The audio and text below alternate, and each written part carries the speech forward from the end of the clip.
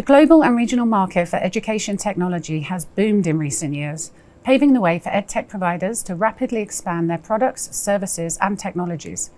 Alef Education is one such company, providing personalized and tailored education via its digital learning platform to more than 690,000 students. Founded in 2017, today it works with over 4,000 schools. I'm here with Geoffrey Alphonso, CEO of Alef Education, to get his take on the evolving EdTech market in the Middle East. Mr. Alphonso, thank you so much for joining us today. Pleasure to be here. So the way we've learned has just changed dramatically over recent years. How has Alef Education managed to keep up with these evolving trends? Sure. So since our inception in 2017, Alef has been on a mission to improve teaching and learning through the use of best-in-class technology, data science, and learning materials. The education industry has far too long been behind other industries in modernizing, embracing the benefits of technology. And while we've been bringing this to the classroom for many years, it is true that the COVID-19 pandemic was the basis for a fundamental change in the use and perception of technology.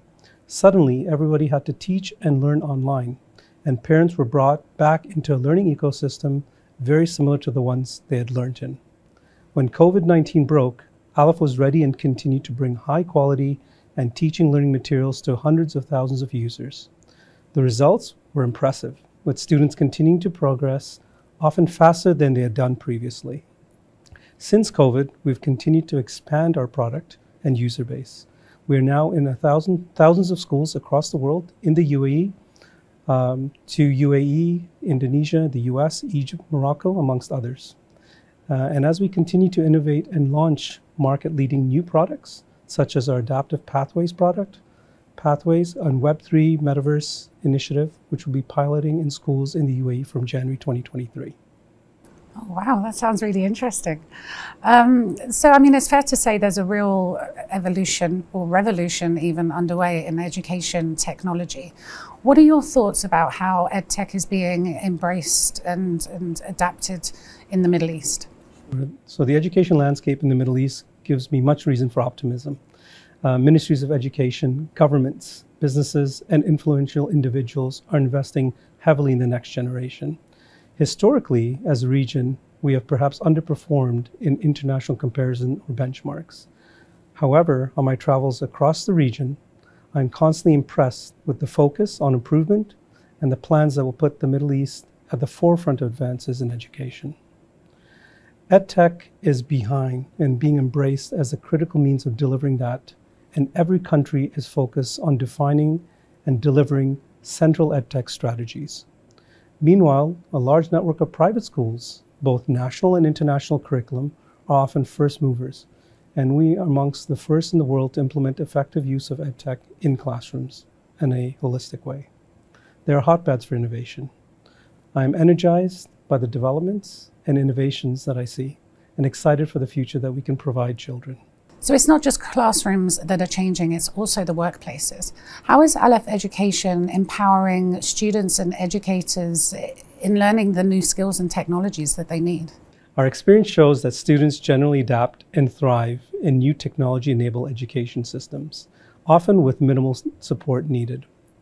Our student-centric user experiences are designed to be easy to adopt. For educators, be they teachers, principals, administrators, embracing digital teaching and platforms can take long, so we focus a significant amount of time on this. At its core, the Alef platform is designed to support educators by reducing the administrative burden, empowering them with real-time data insights on performance and progression, and equipping them with high-quality teaching materials. That can be daunting though, so we invest a considerable amount of time and effort into training and supporting educators on how digital pedagogy and how to get the best from the platform. Educators are rightly the guardians of the classroom, and we need to super serve them so that they can deliver improved student learning outcomes. So what do you think are the real challenges and the biggest opportunities in the education market at the moment in the region? The Middle East boasts a young and vibrant population where school enrollments and the investment in education are increasing rapidly. There's a real desire for the region to become the world leader in education and for our children to be internationally competitive and therefore have the best possible foundations from which to drive our future economies. That said, the teaching in Arabic has not been as good as it should be, and this has been held back literacy and numeracy levels across the region. We also do not yet have a Middle Eastern headquartered company that lists on top 10 publishers of EdTech platforms, nor a Middle Eastern EdTech unicorn. These shortfalls need to change. However, I'm not concerned, as I believe that it will not be long.